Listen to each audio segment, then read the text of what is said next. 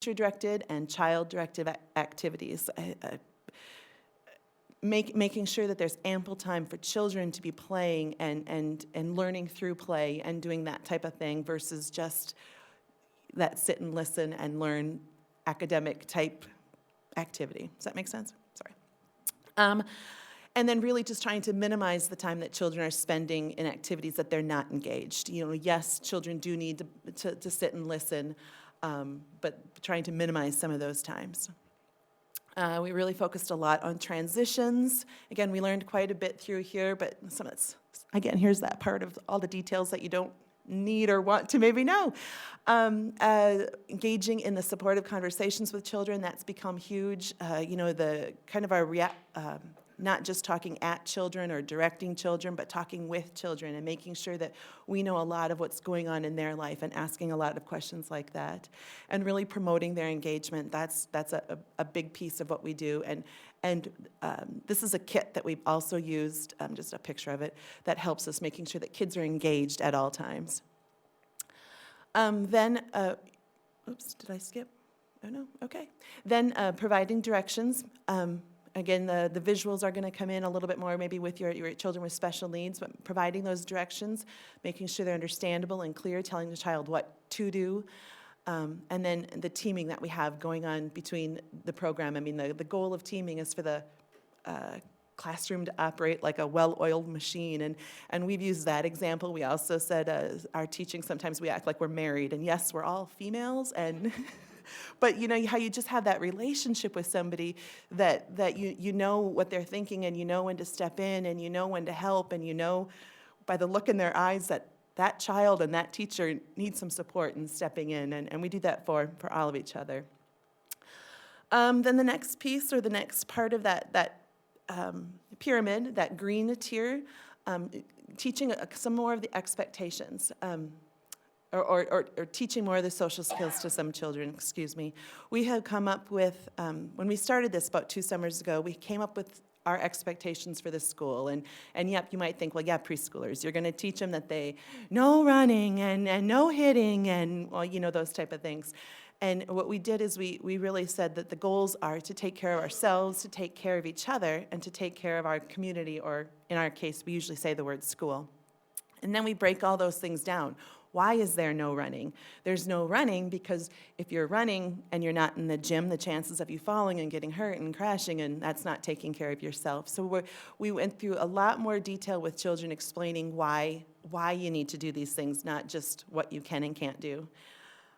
We promote a lot of teaching of friendship skills. That really has boosted our something that we've been doing at the preschool. And again, with my aspect of being the teacher with special needs, increasing that relationship between the children with special needs and without.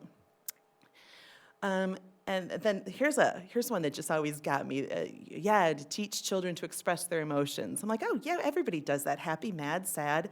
No problem, we got that covered. And you can see some of the words that we were doing last year, and the kids were,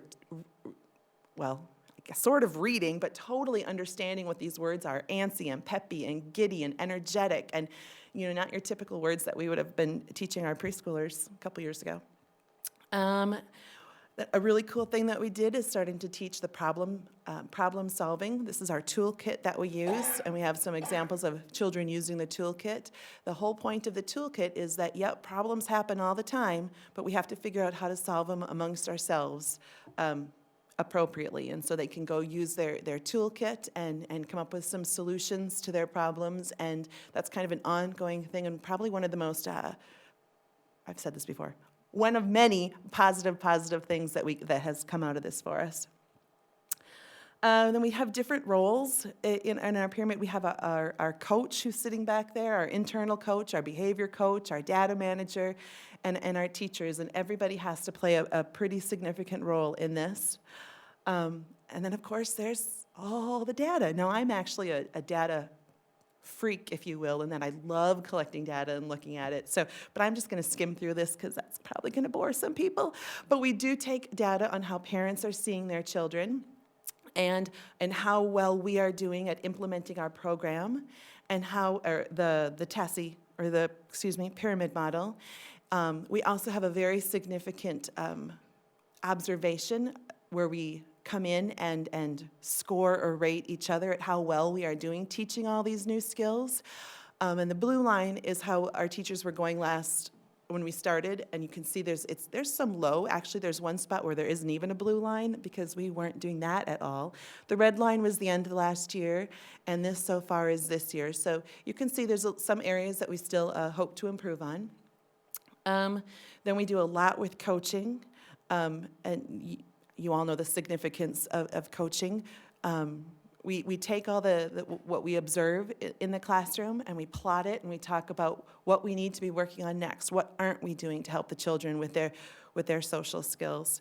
And then we write our action plans, which the teachers pointed out to me. This is the old TASI version. It's the same thing, but we write our action plans. And then we participate in our coaching. Minimal is once a month. We find we're doing a lot more coaching. It's kind of like ongoing every day is ending up what our coaching is. Then we keep track of so then I want to move on to that top tier, the intensive interventions of that pyramid model. And we do look at all behaviors seen out of our 160 children. And we take a look at what that data is. We have tons and tons of graphs that show us, when is this happening? Is it only happening during circle time? Well, then let's think about what we need to do to change circle time. Is it only happening during transitions? Well, then ding, ding, ding, let's fix something during transition times. And this is just a graph of why we think the behaviors are happening, which again, it helps us go through and think back to, well, what do we need to do to change some of this?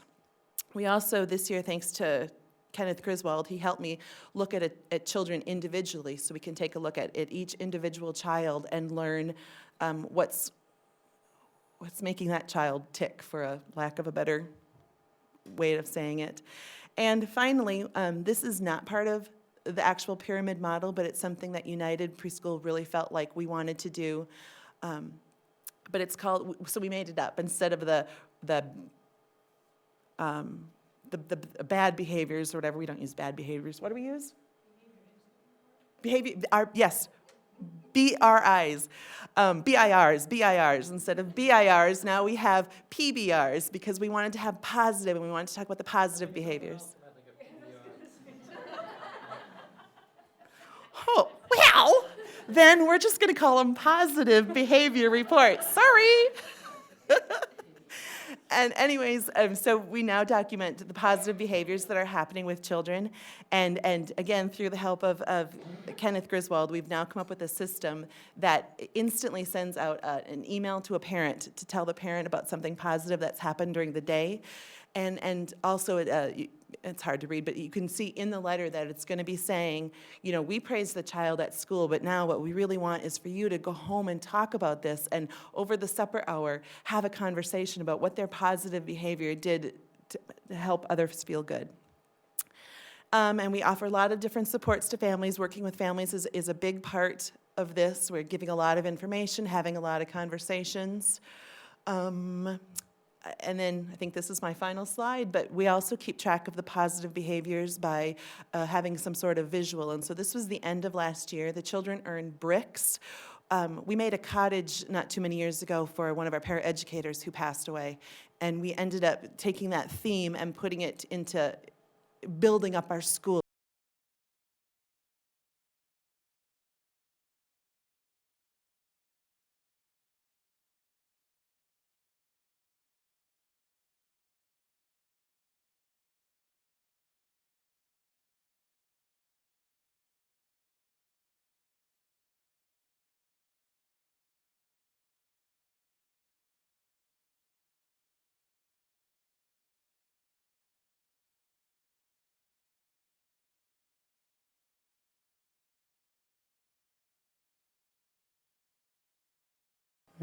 Jill? More of a comment. It sounds like a wonderful program, and the social emotional piece is so important for kids of all ages, and especially at the young age starting.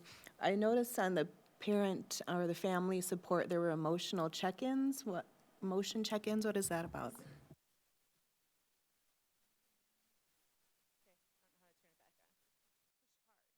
Okay, sorry. And then yell. Good question. We try to include parents with a lot of different things, and over 75% of our parents drop off and pick up their children.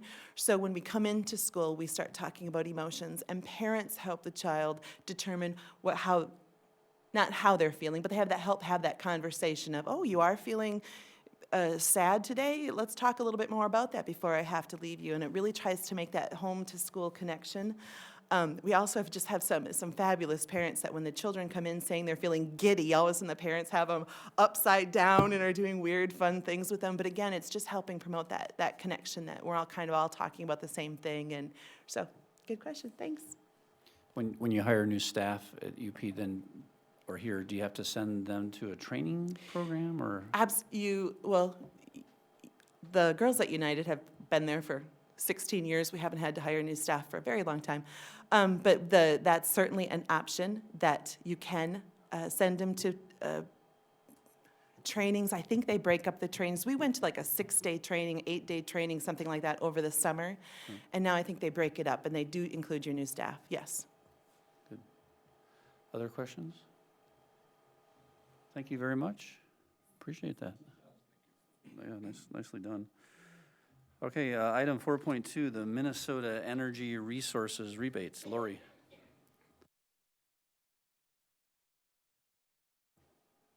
Hello. Hi. Thank you for letting me address you tonight. I will start off by saying I thought I was really enthusiastic about my job. But I'm going to have to rethink a little bit, I'm afraid, after the last presentation.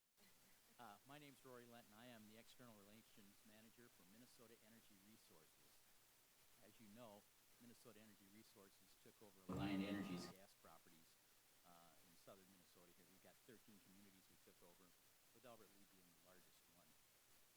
I've been looking forward to this day, hoping to get to the point where I can come and meet you. As you know, the saying goes, beware of strangers bearing gifts. I wanted to come here and introduce myself, and I am bearing gifts. We serve our utility, we serve 177 communities throughout Minnesota. We're the third largest utility here. We're owned by Wisconsin Energy, a corporation over out of Milwaukee, Wisconsin. We are all natural gas providers. Alliant serves gas and electric, and so we only serve the natural gas. All the electric co-ops bought respectively the customers that were, you're probably even more aware of this than I am, but anyway, I am going to be your contact person if you ever need anything as a school board or facilities. I have been talking with an individual named Steve. I can't remember his last name. Yeah, and we're talking about rates and potential rate changes for some of the facilities, and we're running some numbers to see how that's going to look, see if we can find ways to save you some energy. But we have been working with him also on some equipment changeouts. One's at your facility at 902 Abbott Street, and it qualified for a rebate of $8,254, and I'd like to present that to you at this time.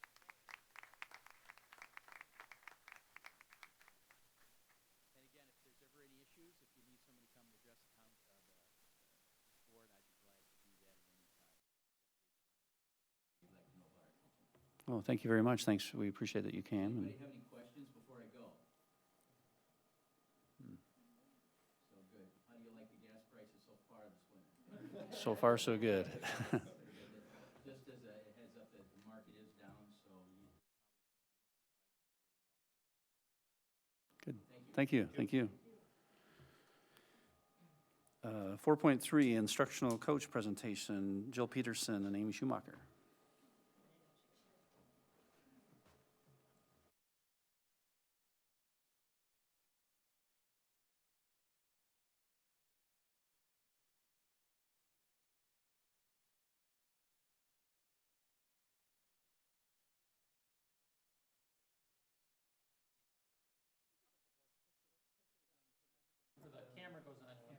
Oh, there we are. Is it on? Okay. All right, we would like to thank you for having us here tonight. We too are very passionate about what we do and excited, and we thought we could pass out treats to you. That's what we do in elementary school. There you go. We do have them. They're my caramels. So we're just going to start by explaining what our role is as instructional coaches. We kind of see this as having three main parts to this role. And Justine and Quinn, it's really awesome to see you sitting here at the table. I think that's great. First of all, we ensure best practice. Best practices in instruction. We provide staff development, and we provide parent and family outreach. So Amy, you want to start with best practice? Yeah. One of the concerns that I had coming into this position during the interview this past summer was I have been an ATPPS coordinator, and can you hear me?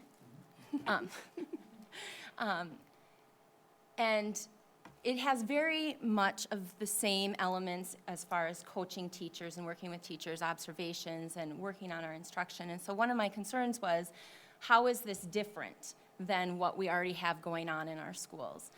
And several of the responses were, we are working on fidelity and best practice and modeling, and getting into this position on a daily basis definitely shows that the modeling and the co-teaching, that was not something that was part of the ATPPS coordinator position. And so we are able to go in there and team teach with teachers, model lessons for them, and have conversations that really dig deep into what we are doing with kids every single day and what we can do to improve our instruction. We work in all areas, guided reading, our whole literacy block, but especially guided reading, phonics word study. We work a lot with our new math curriculum, number talks, and any other area that a teacher might need support with. We're finding that we're working with new teachers. That was kind of our focus of the first couple months of school, but we both found out that we are working just as much with our experienced teachers as well. Responsive classroom and classroom management is another area that we've been able to go in and support teachers. That has been And specific behavioral things, like if there's a need for a specific child that jumps up, we can help problem solve with that. Sometimes it goes through child study, and then the team, we sit on the team as well, but then we'll problem solve directly with the teacher. For example, there was just recently a student who is a high-achieving student, so not someone that typically would have to go through the child study process, but when she reads, she puts the word in between each of her words, and both the teacher and the student were concerned about it. So we didn't really have to go the whole route of child study, but I just looked up some interventions for this child. We worked together, the three of us, and just it's affording us some time to do some research and to get some of those things out there that we typically would not have been able to do. We also do lesson planning with teachers, mostly the new teachers. And then communication with parents, teaching the new teachers how to do that. We did a little workshop with the new teachers about how to run a successful conference for the first time, and just how to keep track with parent communication and how to have a variety in there, not just always phone calls or emails, but just sort of have a variety of communications and build relationships with those people. So the second part is providing staff development. This year, we adopted a new math curriculum, as you know. When we had our reading curriculum implementation, we had about 28 hours of staff development, and then subsequently have had about 8 hours each year. With our math curriculum, we're getting several hours of staff development in that as well. And so this position allows us to go in and work with those new teachers. You had the question about the new teachers earlier, who didn't have that initial training. And so we're able to sit one-on-one with them and really explain all the different components of our literacy program. We can identify multiple needs if we're working with different teachers and saying, oh, we see here that running records are something that these 5 teachers need work on. Let's pull them together at this time after school and have a quick little staff development that way. It's very tailored, very driven by what they need. And so this is a really good way to offer that staff development without having to pay to send them to go to a training, or them just kind of trying to figure it out on their own, which is what has kind of been happening. All the teachers do have mentors their first year, but the mentors are busy in their own classrooms too. And yes, they can support them with questions and the interworkings of the building, but they're teaching, and so they aren't able to go in and observe them, model lessons for them, and have those rich conversations about exactly what is happening about specific things in their classroom. So we've done some larger group staff development. Amy and I went and learned some more about the benchmark. It's actually a component called Benchmark Universe, which is an online component. And then we sort of got that out to the staff different ways, like all staff presentation at one school versus different grade levels at different schools, whatever the teachers are really looking for. This week we're starting with visual phonics at one of the schools, and we'll pass that around. So it's kind of like Amy said, sometimes it's very tailored for one teacher, the staff development, or it could be for the whole staff. And we're working very closely with principals. They let us know what the needs are. We've asked the teachers, we've sent out surveys, what are your needs, and then we're just doing what they need for, it's been a nice part of it.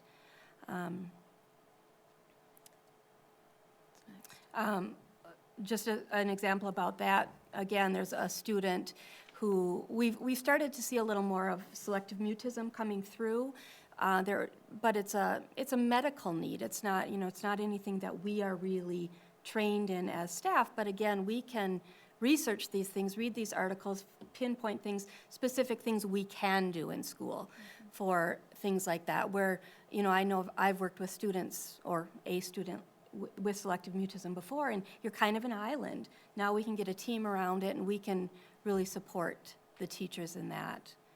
And then the third component of our job would be providing parent and family outreach.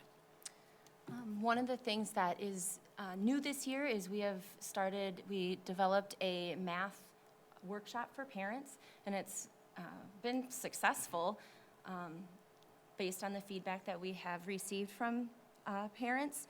So we have taken each elementary school's muffin morning or what have you and attached a parent component for support at home to it. And it was about a half an hour, and it's sharing with parents why we're teaching math differently and how we all learned math a different way than what our kids are learning it, and that's a good thing. And showing them different ways that they can be supportive to that process at home. I received an email just recently that outlined the different areas that this workshop has helped this particular parent. I've had verbal feedback from parents, questions, and I think it's been very helpful to the parents to say, okay, I can just relax a little, because we all know that there's hype out there in social media about what's going on in math. And for parents to come in with one mindset and leave with a totally different mindset about the way they feel about math and what we're doing in schools, to me, that's our goal. We want them to be part of our team. We'd love to So- come back and share that with you, that whole math presentation. It's a really fun one. But one of the things, this is just an example from one of the math mornings. It was kind of cute because we did an actual math talk with the parents, a number talk we call it, and we asked the parents to solve this problem, and right away they went right into the old algorithm the way we were taught. And there happened to be a student in there, and he raised his hand. He was probably about 10. He raised his hand and he said, well, now I would have decomposed the 24 into a 20 and a 4, and he just went on with all the verbiage that we're using nowadays, and the parents were like, what? And it was really good, because they could not only, after Amy and I had presented why, he modeled exactly what's happening, and it was really a neat success. And for parents to raise their hand and say things like, yeah, that really doesn't make sense, Yeah. anymore. The way and- we used to do it, yeah. so. Some of the successes that we've seen just in this short time is we've really come upon some misconceptions in our teachers, new teachers. For example, this may be too much math chat talk, but one of the things we're trying to teach our younger kids is to subitize numbers, so they can see, when they look at dots, they see patterns, like from a dice, or it's not counting always one-to-one. And, you know, so we had been going through modeling number talks with our teachers, and by the time I got into one class, I modeled it, and she had been doing it very, very differently, and we kind of processed through that. And luckily, I was in there within the first week, so it was like we stopped that. What could have been going on for months or months, or, you know, maybe taken a mentor a long time to discover, we got on it right away. And nothing that hurt the children in any means, but doing it the right way would be a lot more productive. So things like that have happened several times, just because we have the opportunity of being in there. Noticing resources that teachers have or don't have when you go in and model, and we bring something with us, or we ask them in a follow-up later, okay, now, have you used this part of it yet? And they're like, what are you talking about? So helping them utilize all the resources that we have and utilizing it the best practice way. Getting kids involved. We model a lot of things like, you know, thumbs up, rating yourself, turn and talk, which are all best practices, but new teachers are so focused on delivering that curriculum that they forget about the delivery itself. They just think of the curriculum. And so we want them to be, we want them to see what it looks like, some of the things they maybe didn't learn in school, and so that they can, and we're available. I mean, some of the classes we've modeled over and over and over, and that's just fine. We're just now getting into the realm where teachers are saying, will you come and watch? And that's exactly what we were hoping for. So.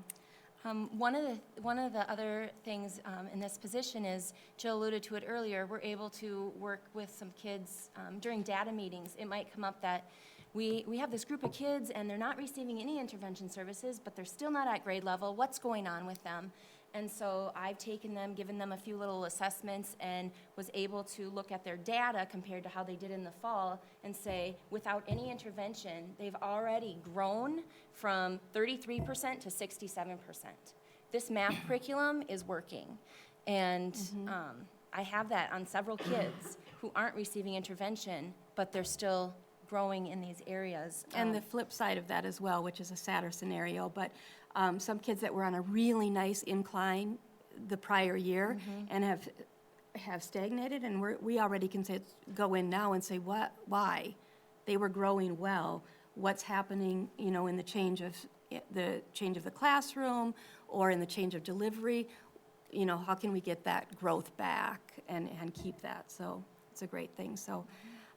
We just want to thank you, really, for this opportunity. It's a really exciting job. It's fun. It's challenging. We see purpose in it every day. So thanks. Any questions?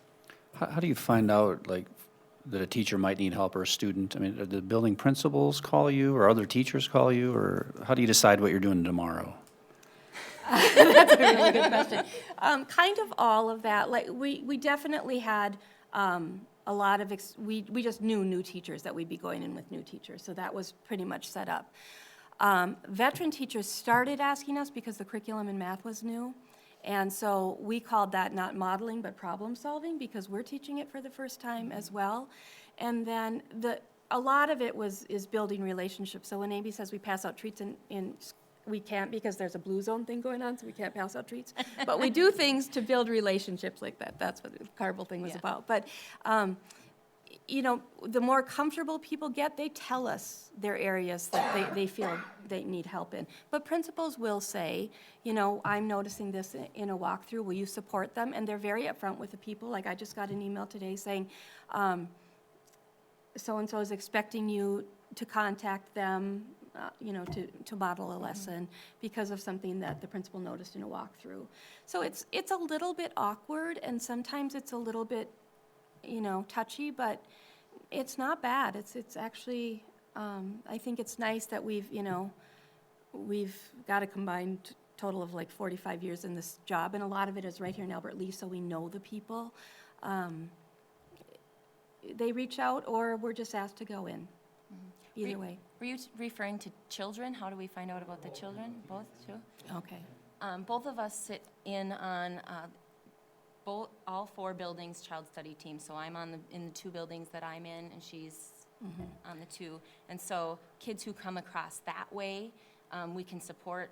I mean, last week I was in a 4th grade teacher's room showing her how to do a reading intervention. She didn't know how she was going to fit it in. We looked at her schedule. We came up with different solutions. When we started talking about some things, she said, hey, I can do this with this student too. And it just kind of snowballed. She left with a big smile on her face because she felt like, okay, I can do this. And when I walked in, she was like, oh, no, she was almost in tears. And the So- data days, we go through all grade level data days, so we have touches on all of those kids, whether it just be, through their data, but. And sometimes teachers will just contact us and say, hey, I'm thinking about taking this kid through child study. I want to know what you think. And they know if there's any concerns about any student, that we're more than happy to meet with them, meet with the student, and problem solve that. I think we were both a little worried about how it was gonna be filled when we started, and then we both noticed that we were, working at 5 in the morning until 11 at night, but it was fun. And now we have hit a little bit of a lull simply because the teachers are hitting conferences and, that little couple of weeks right before break. But we already have a plan to pick that up again, and it's just been, I guess I didn't realize how much this position was needed, and it's really exciting to see that. Other questions, comments? All right, we appreciate you very much. Thank you. Thank Thank you. you.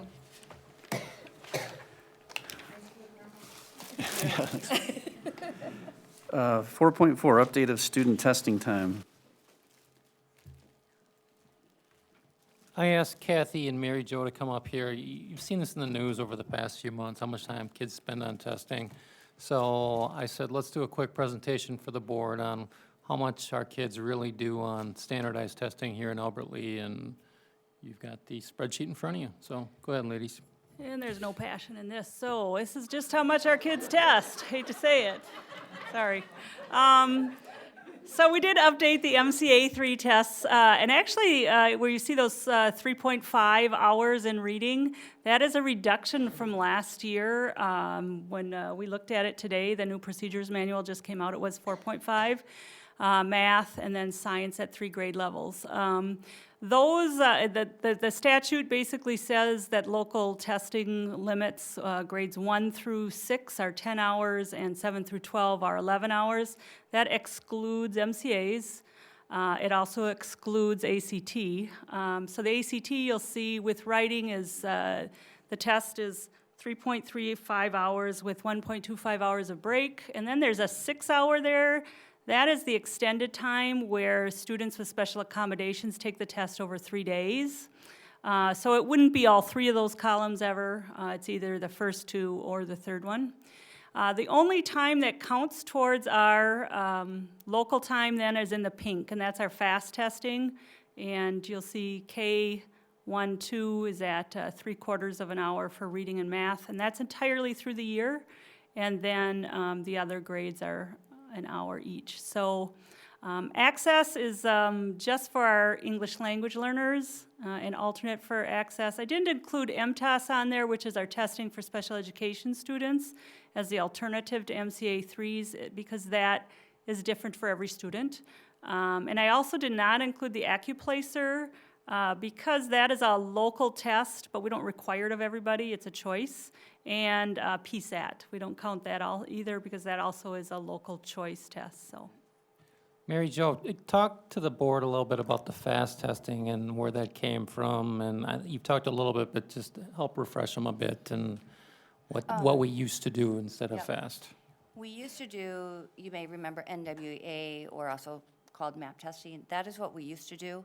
And kids would spend 2 hours on the test for reading and about an hour or to 2 hours for math, depending on the student. But some kids, the anxiety was just overwhelming, because when you're testing a 2nd grader for 2 hours, that's a long time. So in the meantime, the University of Minnesota came up with this fast test, and it's for reading and math, and it's a quick screener. And we're finding it's very accurate with what we need. So We will go in fall, winter, and spring and test all our kids K through 7 for reading and math, and the test takes about 20 minutes. It's very adaptive. So it starts at a lower level and quickly gets that student. You'll see a 7th grader have a rhyming question. If they get that right, it just jumps up. So within like 30 seconds, they're at the level they should be at, and then it goes deeper to find out exactly where they're at. And so that's what the FAST test is. It replaced the NWEA or the MAP test, which I think is awesome. Less testing time. It's been accurate for us as well. So again, it's a screener. It gives us a range. So more detail than that, or? Okay.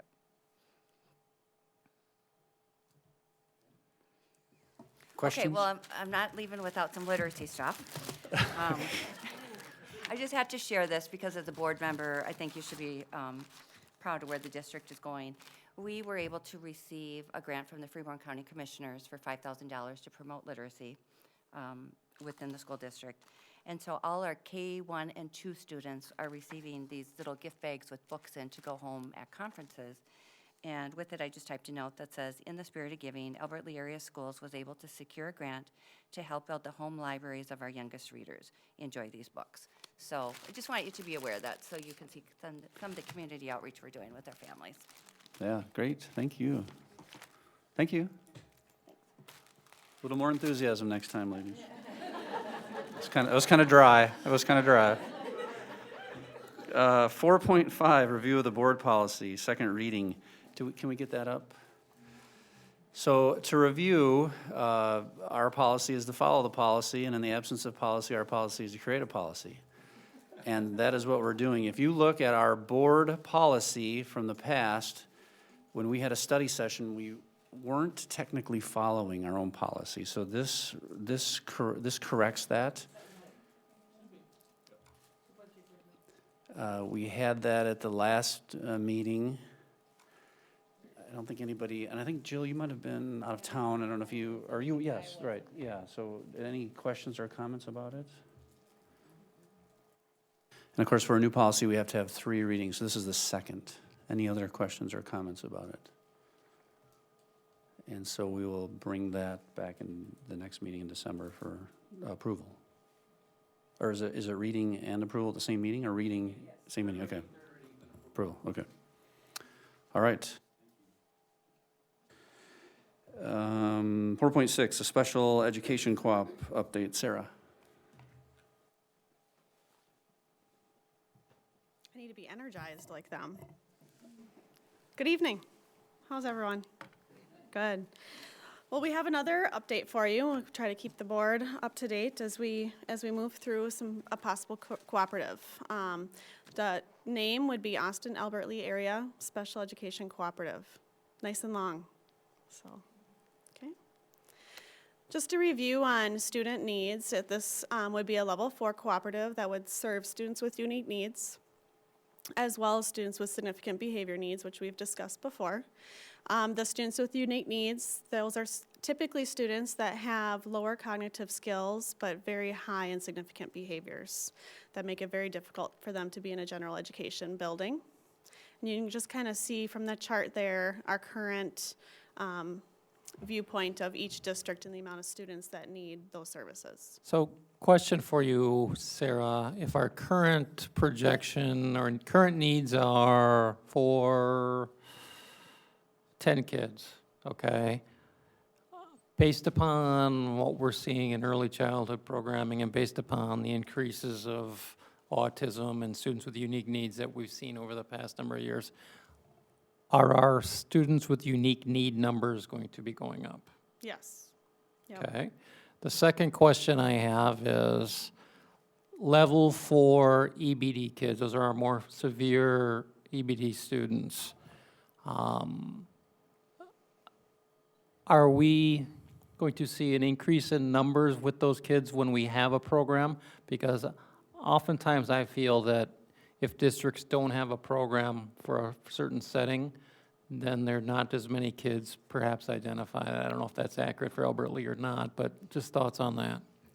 I think if you knew some of our students right now, our Setting 3 program at the high school some of the students in that program, it's more operating like a federal setting 4, where they're not necessarily getting their needs met. It's very difficult at that high school level, a lot more suspensions. So when you have accurate programming, you're actually seeing kids stay in school longer.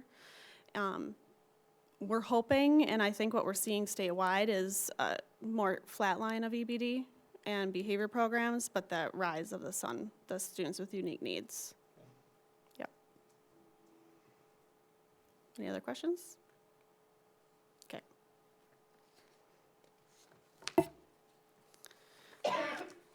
So there's obviously several costs associated with being able to provide services to the continuum of students, especially in the level setting 4. Right now, in setting 4 settings, which we don't have, but we do send students to those, costs can range depending on where you go. Anywhere from the calculations I looked at that we've been spending anywhere from $44,000 per student up to $75,000 per student. As one example that I had recently, we had a student go to another program for 5.5 days before that program asked us not to send the student anymore, and that was $1,218 for that 5.5 days. And that did not include the transportation piece. So an estimate for that particular student in the other district would have been about $38,000. The other issue we have specifically here is that many districts, when we are asking if they can support our students, are declining and saying they're full. They have that option. So another option that we have been utilizing quite a bit, and I've discussed this with you, is homebound instruction. So we do have some students that their behavior is so significant for the safety of other students and our staff that we do have them on homebound instruction. And when kids are on homebound instruction, they're not having necessarily their full needs met because they're getting 5 hours with a teacher a week. And then we also see a lot of students placed in day treatment or other placements, and that's in partnership with the county. So typically the county or the court system will put them there, and then we pay for that educational piece. A lot of times we don't have a choice in what that looks like or where that is, and some estimates are on there for the educational pieces. And this one is specifically for Girard Academy over in Austin. And that can range from $5,300 up to almost $15,000 for one student. Any questions on that? Okay. So the co-op is really about a partnership with the two districts and really being able to have consistent staffing for our students, where they have a place to have some connection with other students as well. We would plan on contracting that staff from Austin because they currently have staffing. They have a level 4 setting right now. The partnership would allow us to provide that programming that we've discussed when we were looking at the other opportunity. And so the staff would not be alone. They would have partnership and be able to really share that student and those struggles. And the cost would be more effective, and this other opportunity is closer to our district boundaries. So the location that we have been talking about is over in Austin. It's about a 23-minute drive from Brookside. That's an aerial viewpoint. And we have been looking at the space, and we would be able to divide that into classrooms. So the green space, most of the green space there is classroom space.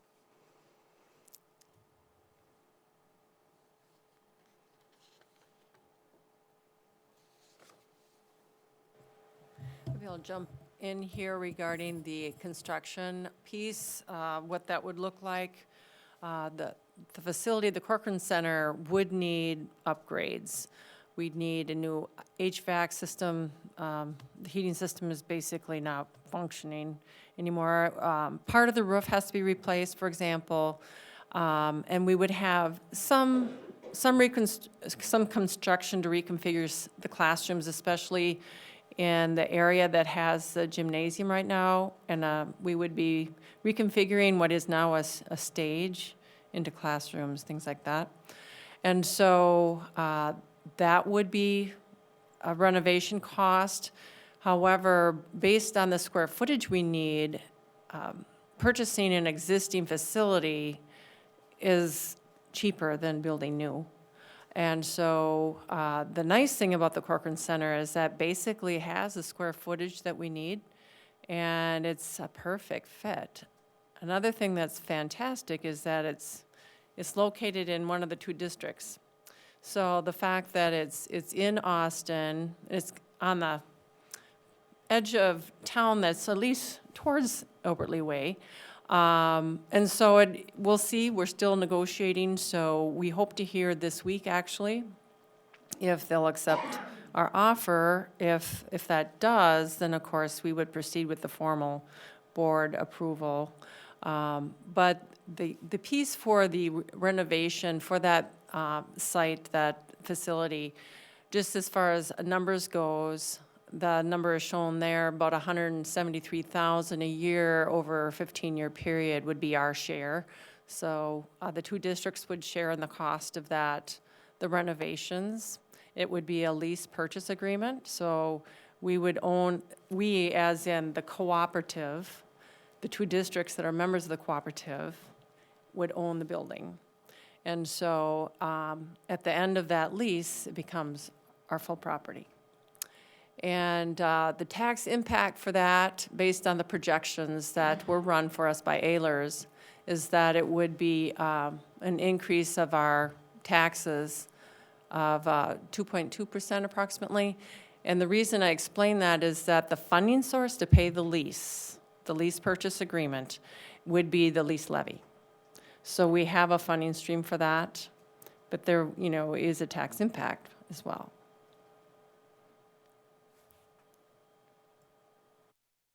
Any questions on that?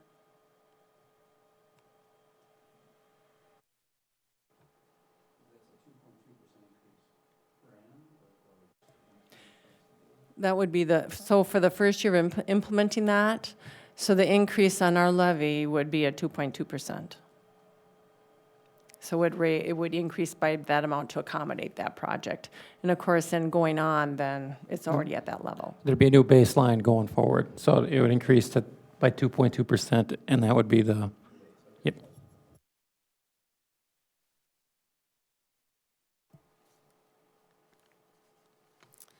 So some of the next steps would be, if we decide to move forward, a cooperative joint powers agreement with Albert Lea and Austin would be presented to you, the school board.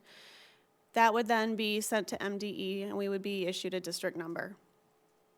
Also, the board approval purchase of the building would be next.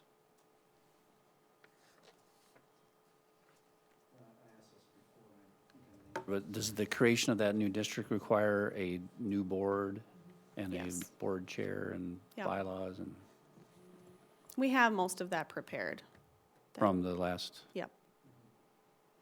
So they would be in their own entity legally. They'd have their own employer identification number. They'd have their own school district number as far as MDE is concerned. And the special ed aid would flow directly to them. So issues that might come from that district would not come then to this board or the Austin board, but to this new board.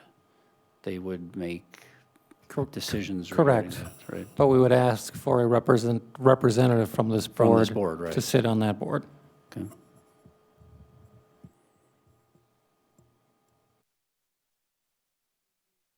Stay in our enrollment numbers here then, or not? No, once the students would be enrolled there, their enrollments with that new district. Laura, you want to talk through that a little bit? Sure, just like, for example, in the scenario where Sarah mentioned, there are some times when we have our students served with special needs by another district. So in those situations, it's a tuition agreement. And MDE runs a calculation. That whole tuition charge is handled through the whole, the state aid process. And so this would be the same type of thing. It happens to be our cooperative, joint cooperative, that would be servicing our students. So it would be, for us, a tuition type of arrangement. to our own co-op.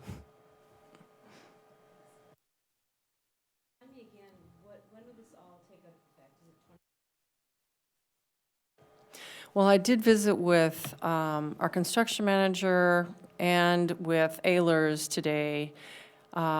Just to give you an idea, upon board approval of the cooperative agreement, then it takes about 3 months to jump through all the legal hoops in order to borrow for the bonding per se. And then, once construction can start then, as far as how quickly we can get construction, quite frankly, there's no way it can be done by the start of school opening in the fall of 2016. Some point mid-year, be it winter or spring. And those details of how quickly the construction could happen, I mean, we're going to have to analyze that. And of course, the whole staffing piece, yes, what's really great is that Austin has the staff for the level 4. However, there's still going to be some hiring going on to fill all the slots. And so we have to coordinate all the staffing and to determine our open date. Then employees of that district, where do they get their employee benefits, and who manages them, and where do they go for questions? So what we're looking at is, as I mentioned, Austin currently has a staffing. So our intention is that that Austin Public Schools would be the employer of these, because they already have a bulk of the staff as employees. And then the co-op would contract out the service with the Austin Public School for those particular employees. So we do have the flexibility within the legal agreement we're looking at, where we could do it either way of contracting out the staffing or hiring the staff directly by the co-op. However, if the co-op hires their own staff, there's more overhead costs, administrative costs such as running payroll and all that. So Our simpler intent is approach. to contract through the Austin School District and have all the hiring, payroll, union activity takes place through Austin, and we just contract with them to provide the services to the cooperative. Okay. Other questions? How about the operational costs on a per-kid basis? You know, if we send 10 kids, they have 40, how's that being handled? We're going to have to get that information to you at the next meeting. We don't have that for you yet, but that's but it would be prorated based on per student, and we would have to figure out what that looks like. We can kind of address that a little bit, though. We've been analyzing that, and when the 5 district analyzed it, we believe that this would be a cost-effective way to provide service where we are providing minimal service in some situations. And so what some districts are paying per student can be mind-boggling, even up towards $100,000 per student. So we know this will be a much more cost-effective way to provide the service.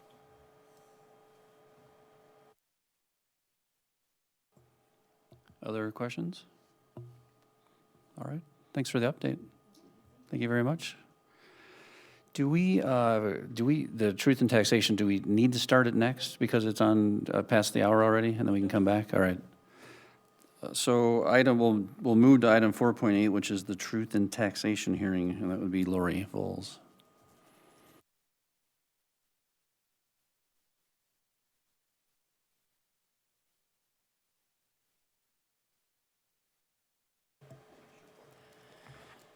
Okay, our truth in taxation hearing is a required hearing, and I have a lot of information here today. I'm going to hit the highlights, and we will have this presentation posted on our district website for anyone that wants to really read each slide in very much detail.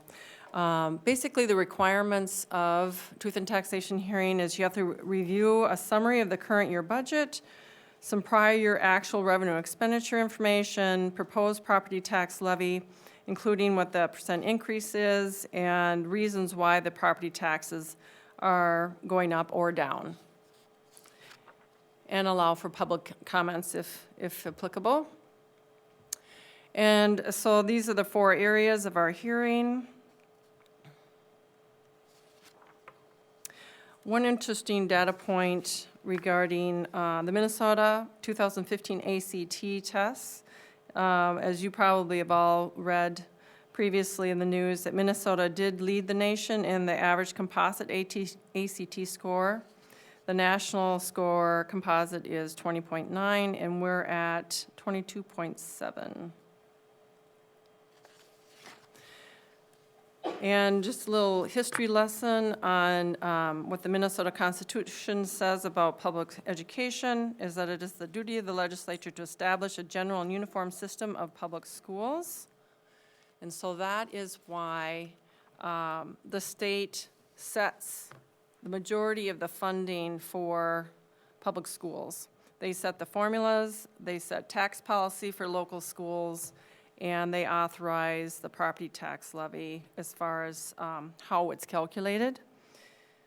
What the state does authorize the school board to have authority on is regarding operating referendums and whether to go to the public for a vote of the operating referendum.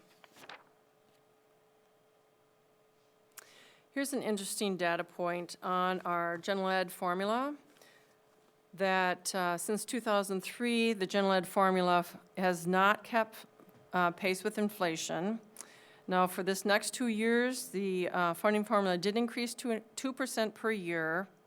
However, to look at what the deficiency is that it would need to increase another 10% in order to have kept with pace with inflation. So that's a big number, and it just shows it still is a struggle for public finance in public schools. This graph just shows the difference of the gap throughout the last how many years, and just showing what it'll be at in 2017, the spread between inflation and where the funding formula is now. Another interesting point is, since we were just talking about special ed, is that that's one category where we are underfunded by an average of 40% for the entire state in the area of special education funding. And so that is a need. You know, special ed is an expensive program, and Minnesota needs to fund that at an improved level. Operating referendums, what's interesting about this is that 99.4% of districts do have an operating referendum, which just emphasizes the need for additional funding. The average operating referendum is $1,141 per pupil. Now, just to compare that to our district, Albert Lea, we're at $1,166 for this current year. Of that, though, 424 is the local optional revenue, and then the net then operating referendum after this subtraction of the local operating revenue, which comes in the form of state aid, is 742. So for the state average, it's 758 is the net amount after the local optional revenue. So just to kind of give you an idea of where we fit in with the state averages.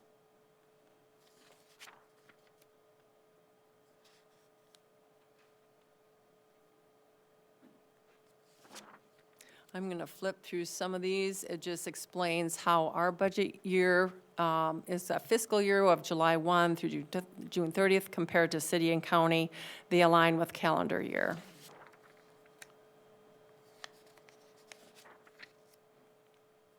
Our funds are listed there. General fund is our main fund. That's where our general operations for education for K-12 is reported. This chart is what I call the budget publication report. It lists district revenue and expenses from the last year audited data for 14-15 fiscal year, what our fund balances were, and then now the new year original budget. Keep in mind, I will be bringing an amended budget to the board in February with, would show final amounts for like federal grants and an update on the enrollment projection.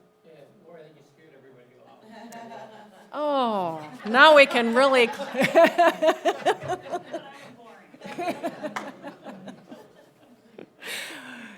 We can move faster now. General fund is our largest fund, as seen in the blue.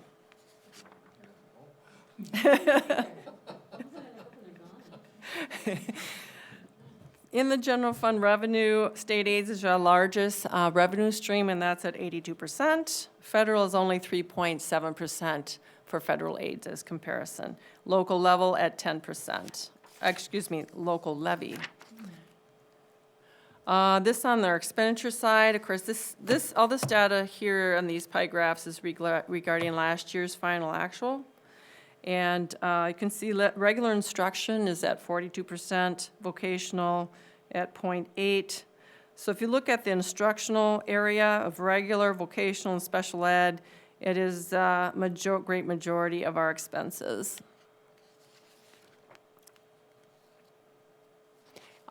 This pie graph just emphasizes what our salary and benefit costs are, that it is a great majority of our budget, and that's because we're a service organization, so most of our resources are going to pay people. And so it's about 80% for those areas. And I'm going to keep on clicking through this. This just shows the timeline and steps in the levy.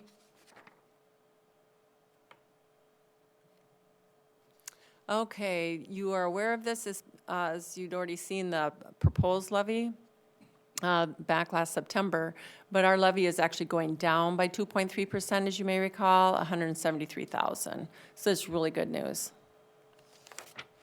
This chart just summarizes what's changing in our levy. Of that decrease of 2.3%, most of that is due to the change in the formula. What used to be health and safety deferred maintenance is now long-term facility maintenance. And so it's all being revamped, and as a net result of all the pieces there, we have a decrease in our levy. And this kind of highlights, there's just a number of nuances with that whole change that impacts a couple different areas in the levy.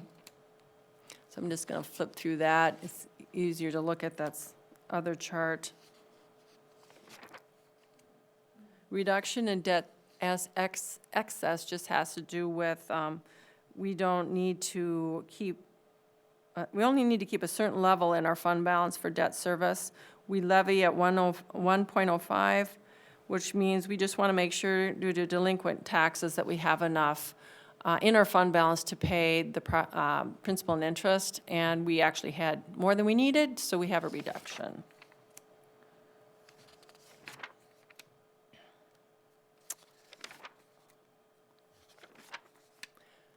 This chart is kind of interesting, especially for individuals or even the media. Well, I often get the question, what is the impact for the property owner? And in the yellow area, you can see that, for example, an estimated market value of $100,000 on residential homestead, that the change in taxes from 15 to 16 goes down by $8, for example. And this just shows in a visual by chart for different values of property values. And then we have in here a statement about state property tax refunds regarding owners of homestead property and the circuit breaker refund.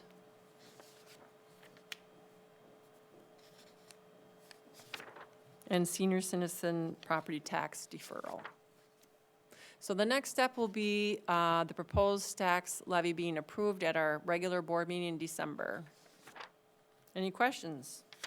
What was the number again? That's going down 2.3%. Okay.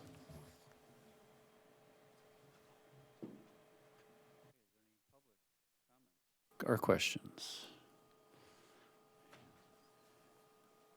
Any questions? If not? You said that'll be on the website, so that if anyone's watching this, they can log on and get to that? Okay.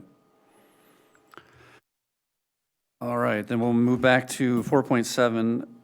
Can you bring up the slides with the board goals?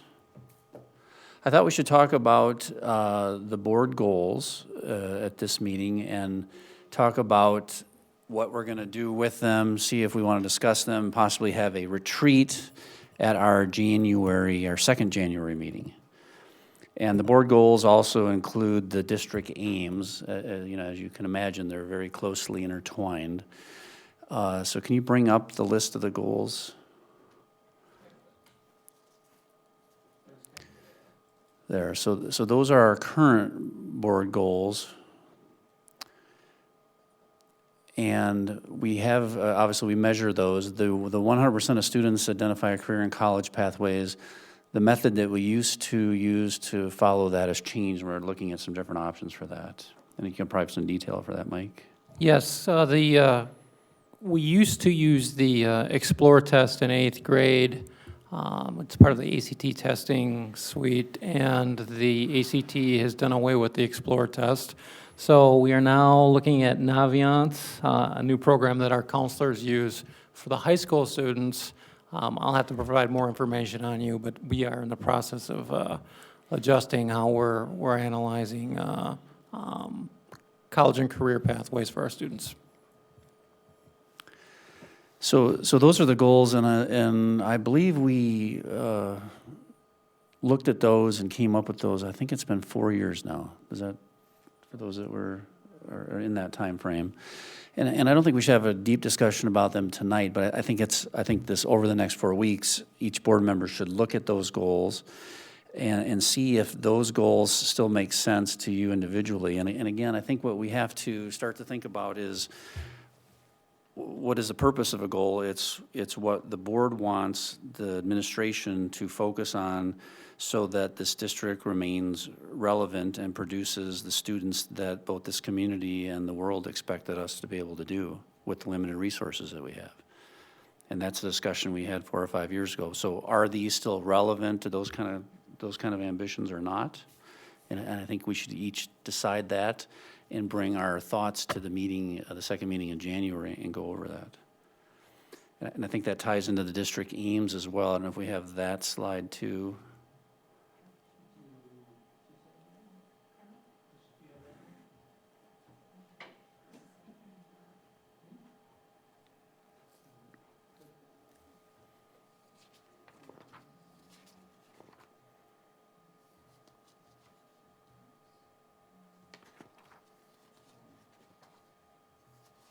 Yeah, well, we can look at the aims later. I had a presentation that somehow we must have disconnected. But we have 3 aims in the district.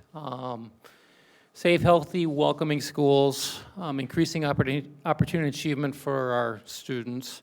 And the third aim is really what I wanted to just kind of touch base with. And again, I think when we have our meeting in January, we can touch more about this. But the third aim is effective and efficient operations.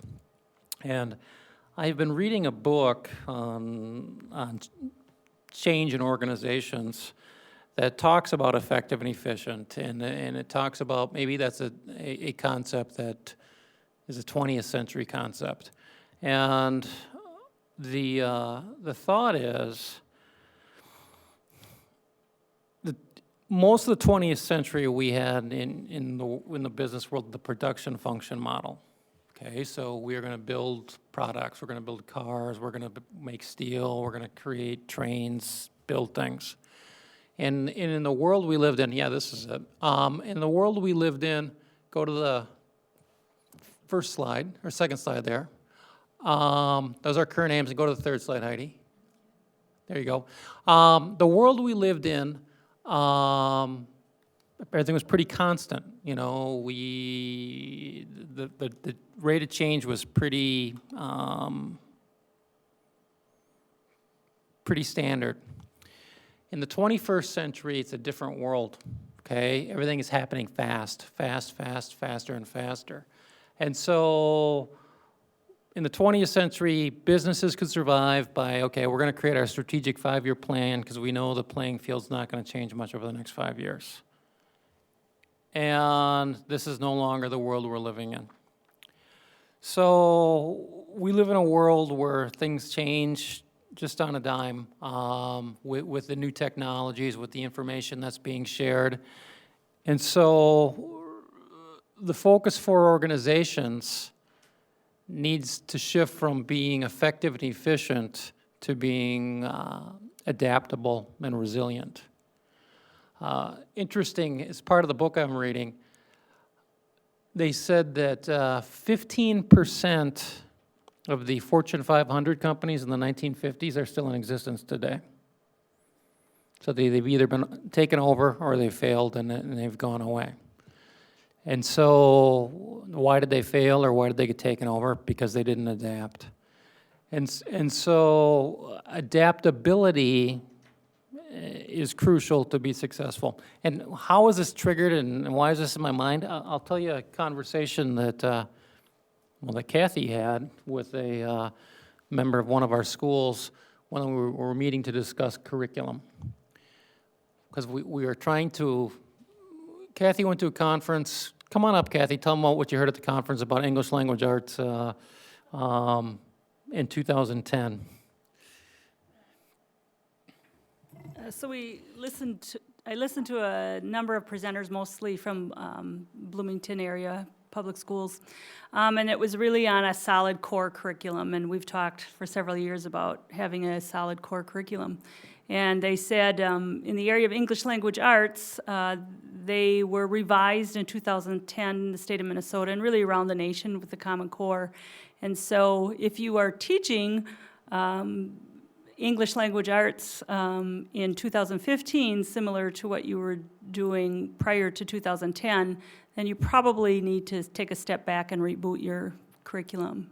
And so that's, I received some information from a staff member that would like to continue looking at our curriculum and some things we've had for a long, long time. And not saying that those pieces aren't valuable, but are we in line with the Minnesota ELA standards? We had a really nice phone conference last Friday, Mr. Kovac, Mr. Grossklass, myself, and Mary Jo, with one of these presenters. And I think it's pretty clear we have work to do with our 712 English language arts curriculum. I'm not really sure we are aligned where we need to be with the Minnesota standards. So, as I say on this slide up here, much of our system is tied to a construct developed generations ago. And we have individuals in the school system who believe we need to go back to how we were teaching generations ago. And, I mean, actually advocating with Kathy, this is what we need to be doing. We need more of this. And so what I'm asking is for the board to consider at some point here replacing the aim of effective and efficient with agile and adaptable. Because I think within at least a few of our schools in the district, we are just we're beholden to the 80s and 90s ways of doing things. And I think if for us to meet the needs of our students going forward and our community, we need to adjust to the needs of it. And you know, we hear in our community all the time, we need better equipped students who can come be employees for us in the community. And so what can we do as a district to adapt? And the same thing with social media and how we communicate with the public. You know, are we currently communicating with the best systems we have? So having said that, I sent the board a little clip on this this weekend But there's a video I want you to see, and we just went through a tumultuous experience with the whole calendar discussion this past year, and this organization is out there, and it's being adopted by districts within the Big Nine, and they're something called Thought Exchange. And so Heidi, if you want to click on that link there, and there'll be a short video to show what Thought Exchange is about. When there are tough decisions to be made, many people feel they don't have a voice. We've all got our opinions, and we all need to be heard. But if everyone's talking, it's hard to hear anything. That's where Thought Exchange comes in. Through Thought Exchange, you can express what's important to you, things you care about, things that matter. And you can express your opinion whenever you want, day or night, over coffee or in your pajamas. Then you can share your thoughts with everyone else in your community, and you get to see what's important to them, maybe things you haven't even thought of. You can ponder those, then add stars to what you feel most strongly about.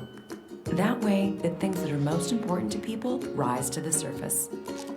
The result is based on what the community cares about, including you. And when there's a tough decision to be made, it's balanced and informed and made for the right reasons.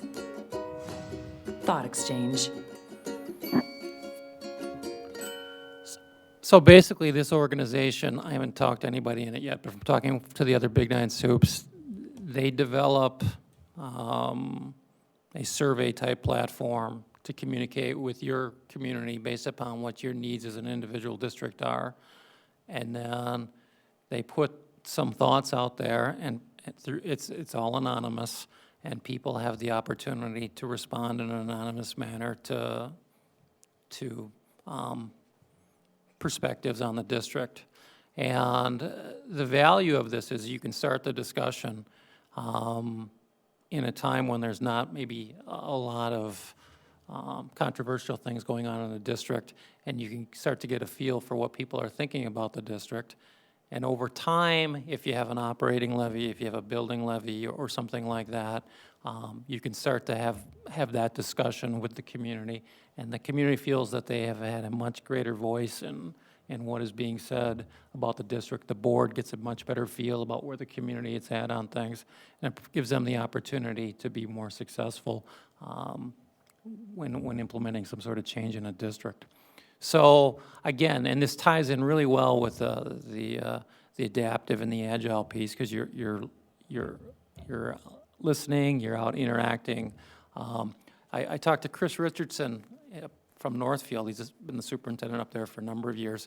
He said they've been having community meetings on one thing or another, and he said they have having a hard time. You know, they go to different parts of the community, and very few people show up to try to get just regular feedback. But he said using this tool, much more effective as far as getting impact or good input back from the citizens. So just some food for thought when you're having your discussion on goals and a way forward here. Okay, yeah, thanks. So what I'd like to propose is for the January, the first meeting in January is our organizational meeting. So, and then we have the Minnesota School Board Convention the weekend after that, or the Thursday and Friday after that. So what I'm proposing and it's a Tuesday meeting because of Martin Luther King Day. So for the Tuesday, January 19th meeting, I'd like to have the entire meeting, except for any items that must be acted on, financial or otherwise, the entire meeting be dedicated to discussion of the goals and the aims. And as employees of the district, I'm going to set the meeting up in a closed manner as so it'll be a board self-evaluation and discussion of the aims and the goals of the district. And in that manner, we'll do it in a closed session so that we can have a free flow of ideas. Now, I'm required to, at the next meeting, to give a summary of what we had as a discussion, which I, of course, will do. So that's my proposal, and I just wanted to get some input on that. So for this meeting, we're not to focus on the percentages of each one, just the general goal and whether it's still relevant. Right, so that's a great question. So if you think, you know, a percentage of children should be ready for kindergarten, I think we'd want to talk about, is that still a good goal, not whether it's 70 or 74? Yeah, good question. And same thing for the aims. And we can send out the slide that Mike just had. So does anybody have opposition to that kind of plan? And again, I imagine short of the business items, which there may not be any, it would be about an hour, hour and a half, somewhere in that ballpark. Okay, all right. Any other comments about this? All right, so we're adjourned. Thank you. Yes, thanks, Heidi.